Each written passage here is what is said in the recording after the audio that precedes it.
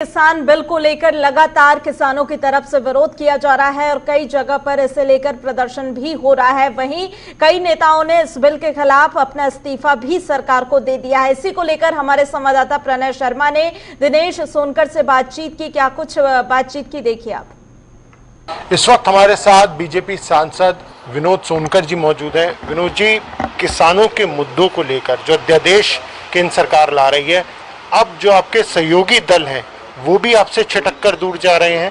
हरसिमरत कौर बादल का इस्तीफा साफ ये दर्शाता है कि सब कुछ ठीक नहीं है, वो भी इसके खिलाफ है।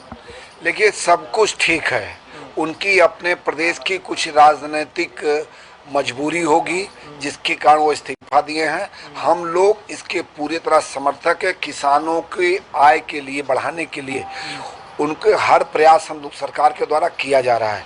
ये एक प्रकार को किसानों को और एक अतिरिक्त प्लेटफॉर्म मिल रहा है जिसमें अपने उपज को वो बेच सकें। जिस तरह से मोनोपोली बनी हुई है जिसके कारण किसानों का शोषण होता है,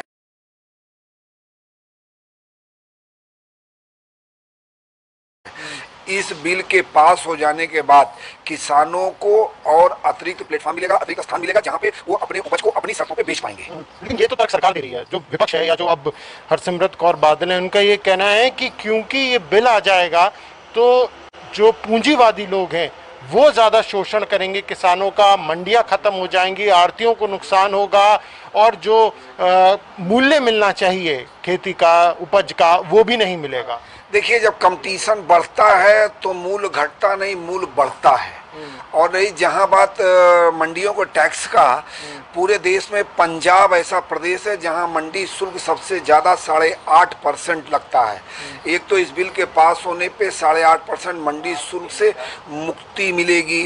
और रही बात, उस एक्ट को ठीक से पढ़ने की ज़रूरत है। उस एक्ट में स्पष्ट रूप से लिखा है कि जिससे करार होगा, करार होने के बाद अगर करार का कोई विषय उल्लंघन के लिए एसडीएम कोर्ट में जाएगा तो व्यापारी के ऊपर तो जुर्माने का प्रावधान है, लेकिन किसानों पे किसी प्रकार के जुर्माने का प्रावधान ना होना और साथ ही साथ किसानों को जो बकाया पैसा अगर निकलता है कोर्ट के कारण उसको तत्काल देना या जुर्माना ना लगना, इन सब की छूट देना इस बात का प्रमाण है कि सरकार किसानों के साथ खड़ी है। पिछले 6 सालों में आपने देखा होगा देश के यशस्वी प्रधानमंत्री जी ने किसानों के समृद्धि के लिए एक नहीं अनेक कदम उठाए हैं। चाहे एमएसपी बढ़ाने की बात हो, चाहे स्वामीनाथन की रिपोर्ट लागू करने की बात हो, और चाहे किसान सम्मान निधि के माध्यम से 92,000 करोड़ रुपया सीधे किसानों के खाते में डालने की बात हो, और चाहे आप यूपीए सरकार के समय का आंकड़ा उठा कर देख लीजिए और एनडीए सरकार का आंकड़ा उठा कर देख लीजिए, जितनी बड़ी मात्रा में फसल हमने खरीदी है किसानों से वो रिकॉर्ड है।